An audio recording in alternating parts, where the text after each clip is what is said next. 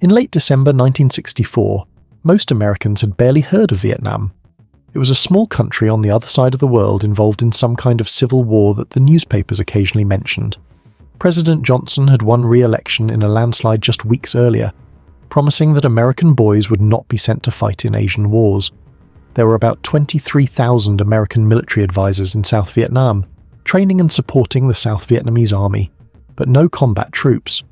Vietnam was somebody else's war. That was about to change.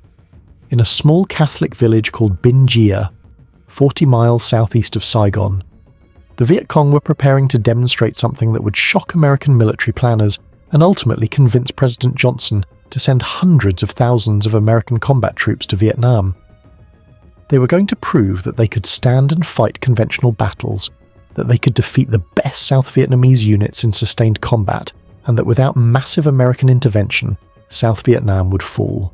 The battle that unfolded from December 28, 1964 through January 1st, 1965 would be a turning point in the Vietnam War. It would be one of the first battles where the Viet Cong stood their ground for days instead of melting away after hit-and-run attacks. It would cost the lives of 5 American advisors and devastate an entire South Vietnamese Marine battalion. And it would convince the American military establishment that advising and training South Vietnamese forces was not enough. If South Vietnam was going to survive, American soldiers would have to do the fighting. 1964 had been a catastrophic year for South Vietnam. President Ngo Dinh Diem had been overthrown and murdered in a coup in November 1963. The military junta that replaced him quickly proved to be more interested in political maneuvering than fighting the Viet Cong. General Duong Van Minh, chairman of the Military Revolutionary Council, favoured a political settlement with the communists.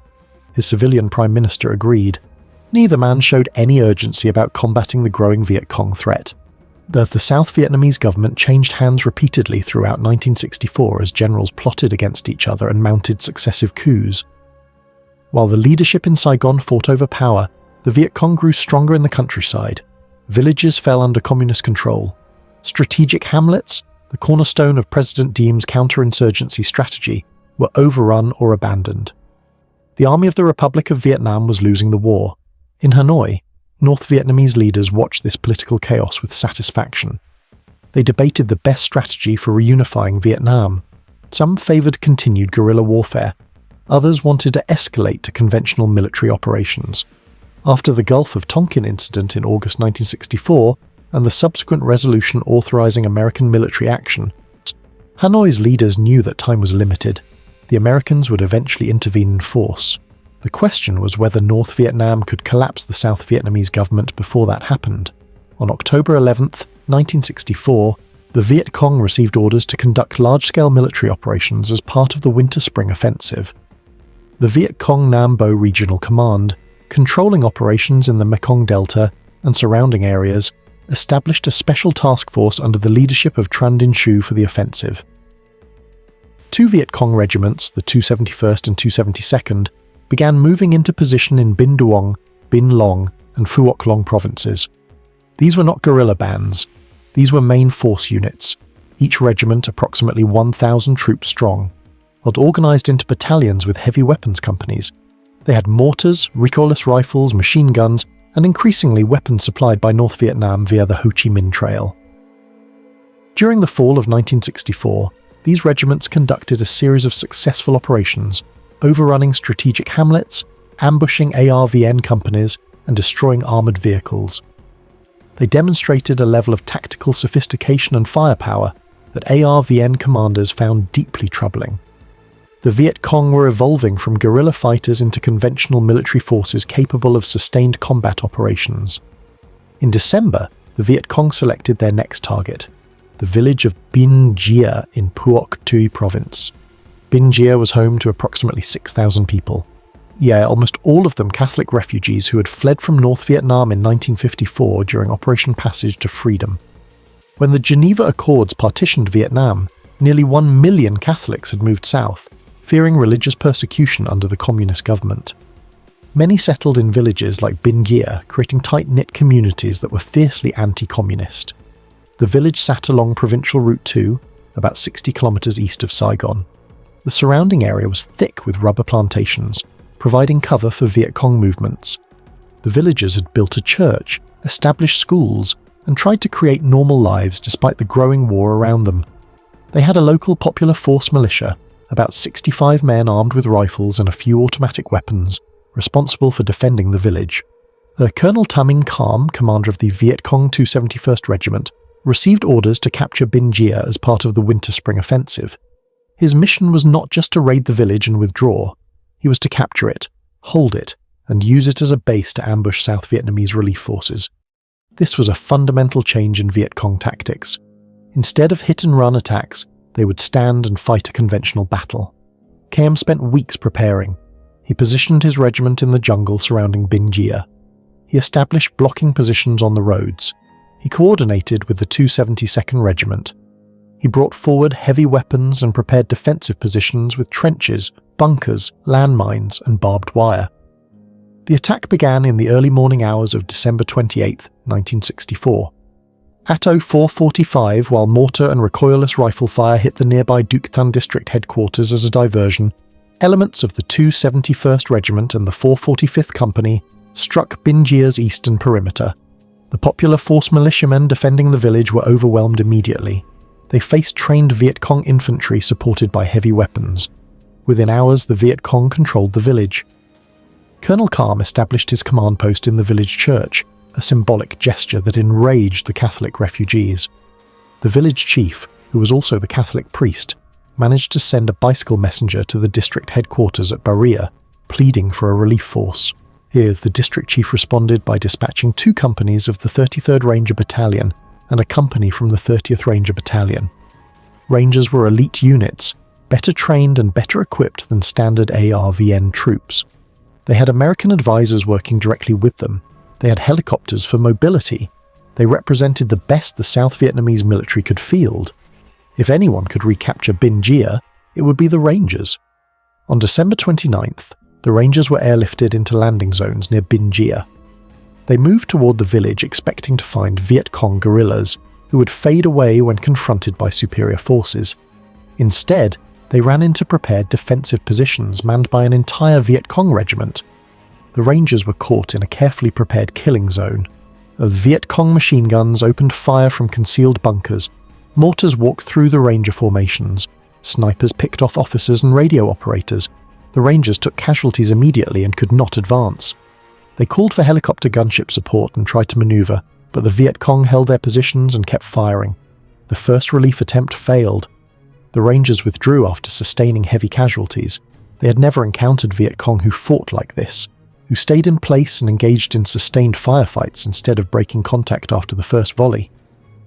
On December 30th, the South Vietnamese committed their best unit, the 4th Marine Battalion. South Vietnamese Marines were elite troops, comparable to American Marines in training and fighting spirit. They were led by Major Nguyen Van No, an experienced officer who had fought in numerous engagements. With the battalion was an American Marine advisor, Captain Donald G. Cook. The 4th Marines were airlifted to the outskirts of Binh Gia. They linked up with the Ranger battalions and prepared to assault the village. That afternoon, they attacked and recaptured Binh Gia after heavy fighting, but when they entered the village they found it empty. The Viet Cong had withdrawn during the night. Major No assumed the battle was over. He assumed wrong. On the evening of December 30th, the Viet Cong returned and attacked Binh Gia from the southeast. The 4th Marines, supported by American helicopter gunships from Vung Tau Air Base, repelled the attack. The next day, December 31st, American helicopters flying support spotted Viet Cong activity in the Quang Giao rubber plantation east of Binh Gia. One helicopter attempting to insert troops was hit by ground fire and crashed. The crew of 4 Americans was killed. This was where the battle turned into a disaster for the South Vietnamese. Major No decided to send a company from his 2nd Battalion to recover the bodies of the American crew.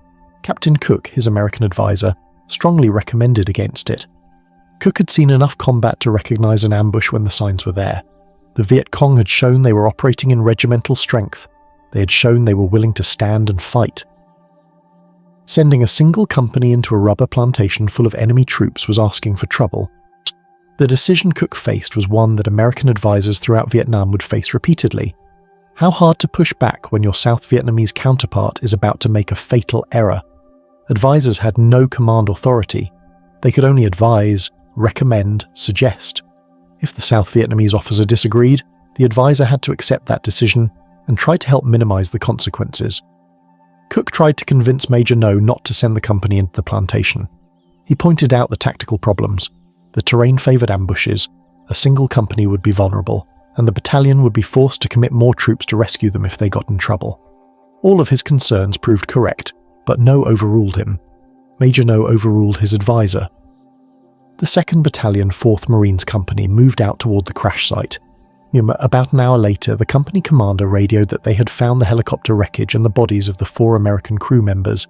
Then the Viet Cong opened fire.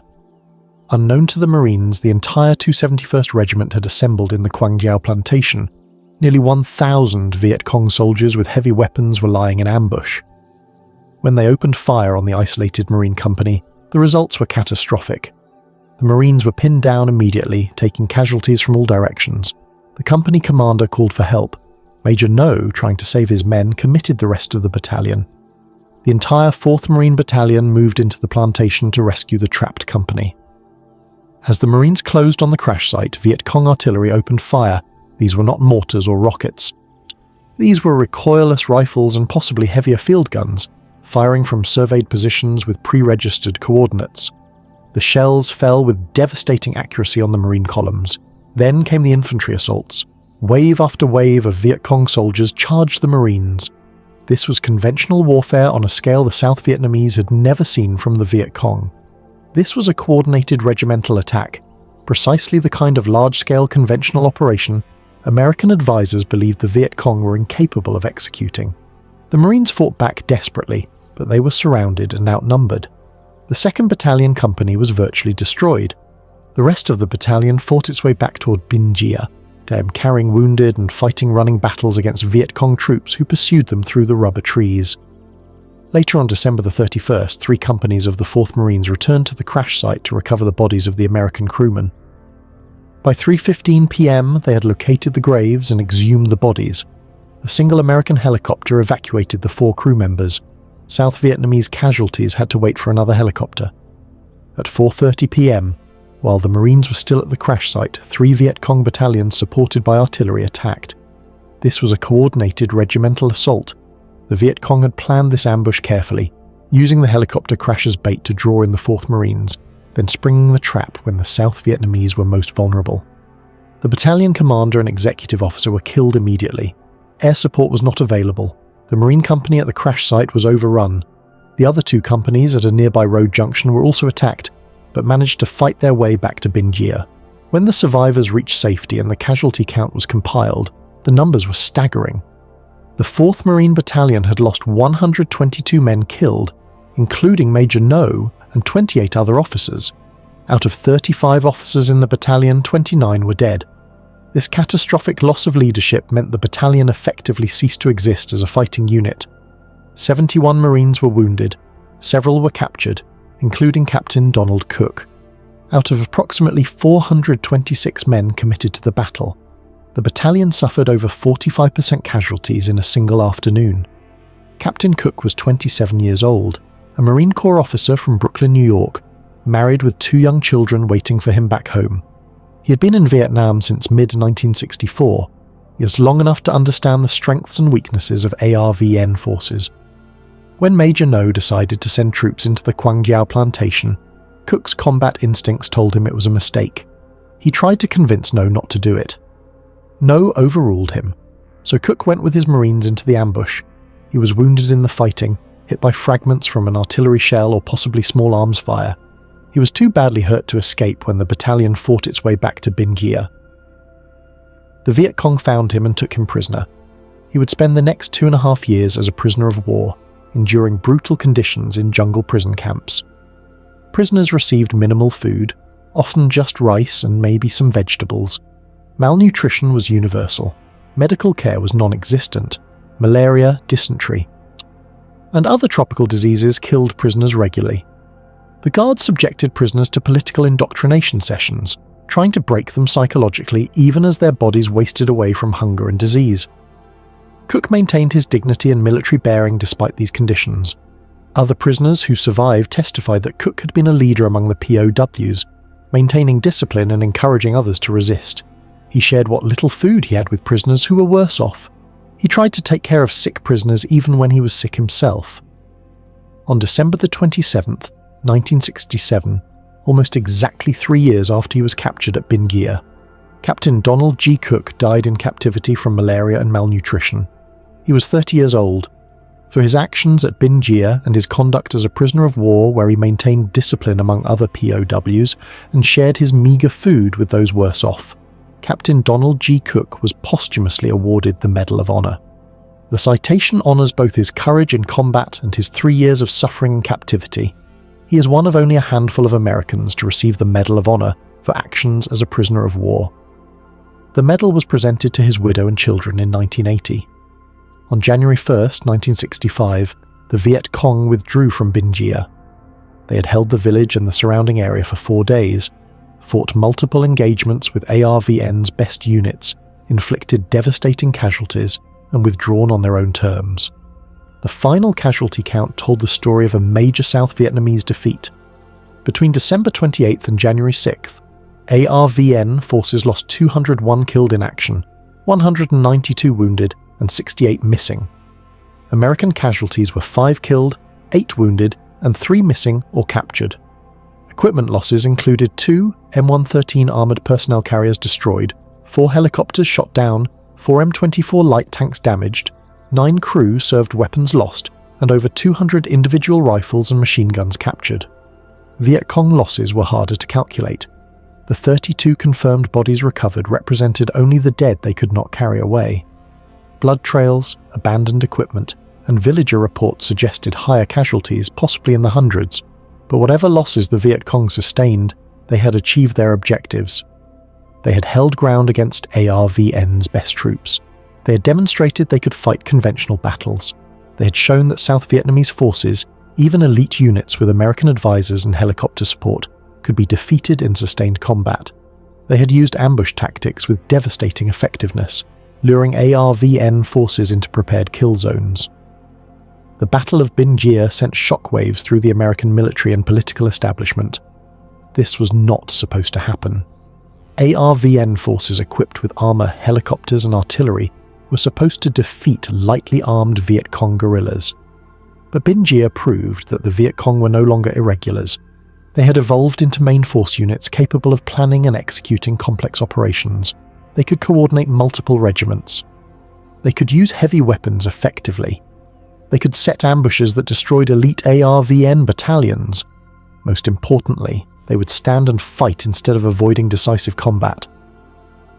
For the advisors on the ground, men like Captain Cook, who had warned his South Vietnamese counterpart not to walk into the ambush, Binh Gia was a bitter confirmation. They knew the South Vietnamese military had serious problems: corruption among officers, political interference from Saigon, poor tactical decision-making, over-reliance on firepower instead of infantry tactics. Binh Gia brought them into sharp focus. In Washington, the battle reports from Binh Gia reached President Lyndon Johnson's desk within days. Johnson had just won election in a landslide over Barry Goldwater, partly by promising that American boys would not be sent to fight in Asian wars. During the campaign, Johnson had portrayed himself as the peace candidate. Now, barely 2 months after his victory, Johnson was being told that without American combat troops, South Vietnam would fall. The political calculation was brutal. Johnson was committed to preventing the fall of South Vietnam to communism. He believed in the domino theory, that if South Vietnam fell, other Southeast Asian countries would follow. He feared being the president who lost Vietnam to the communists. But he also knew that sending American combat troops to Vietnam would be enormously unpopular. The American public had no appetite for a major war in Southeast Asia. General William Westmoreland, commander of Military Assistance Command Vietnam, was making the case for American ground troops. Westmoreland believed that ARVN, despite American training and equipment, could not defeat the Viet Cong and North Vietnamese forces on its own. The Battle of Binh Gia strengthened his argument enormously. The South Vietnamese military had fundamental problems that no amount of American training could fix. Leadership was compromised by corruption and political patronage. The constant coups and political instability in Saigon prevented any coherent military strategy. Units were poorly led, inadequately trained, and often reluctant to fight. If elite South Vietnamese Marines could be destroyed by the Viet Cong in a single afternoon, if Rangers could not retake a village defended by guerrillas, then how could South Vietnam survive? The answer, in Westmoreland's view, was American combat power. American infantry divisions with American artillery and American air support fighting alongside ARVN forces. In February 1965, the Viet Cong attacked the American airfield at Pleiku, killing 8 Americans and wounding over 100. Johnson authorized retaliatory airstrikes against North Vietnam. In March, the 1st American combat troops, 2 Marine battalions, landed at Da Nang to protect the airbase. By the end of 1965, there would be 184,000 American troops in Vietnam. By the end of 1968, there would be over 500,000. The escalation that would define the next decade of American involvement in Vietnam can be traced directly back to battles like Binh Gia. When the Viet Cong proved they could defeat South Vietnamese forces in conventional combat, when ARVN's best units were destroyed in sustained fighting, the United States faced a choice: commit American combat troops or watch South Vietnam fall. President Johnson chose to commit combat troops. For American soldiers who were deployed to Vietnam in the years that followed, many were fighting the same enemy that destroyed the 4th Marines at Binh Gia. They were facing Viet Cong main force units that had learned how to fight conventional battles. They were dealing with North Vietnamese troops who had been flowing south in increasing numbers. They were operating in a country where the government was corrupt, where the local forces were unreliable, where the distinction between civilian and combatant was often impossible to determine. For American advisors who had been in Vietnam before the big build-up, who had worked with ARVN units when there were only 23,000 Americans in country, Binh Gia was the moment when everything changed. They had known their South Vietnamese counterparts personally. They had seen the best and worst of the ARVN. They had tried to train units to fight effectively, and they had watched as political decisions made in Saigon undercut everything they tried to accomplish. Captain Donald Cook's warning to Major No before the 4th Marines walked into the ambush was emblematic of the advisor experience in Vietnam. The Americans could see the problems, they could identify the mistakes about to be made.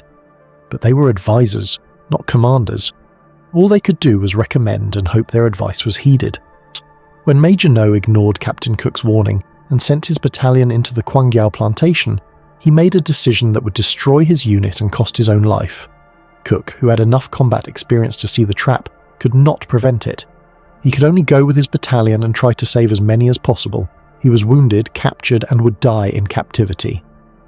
For his courage at Binh Gia and his conduct as a prisoner of war, he received the Medal of Honor. The story of Binh Gia is the story of the entire American experience in Vietnam in miniature. Well-trained, well-equipped forces defeated by an enemy that understood the terrain better. Elite units destroyed because their leaders made tactical mistakes despite warnings from experienced advisors. A battle where superior firepower and air mobility were not enough to overcome poor tactics and enemy preparation. A fight that demonstrated the fundamental problems with the South Vietnamese military that no amount of American aid could fix. It is also the story of how the United States went from 23,000 advisors to 500,000 combat troops. Binh Gia and battles like it convinced the American military establishment that South Vietnam could not defend itself. That conviction drove the decisions that brought American soldiers to Vietnam in massive numbers. Those soldiers would fight with tremendous courage and skill. They would win virtually every major battle they fought. But they would discover, as the advisors already knew, that winning battles was not the same as winning the war.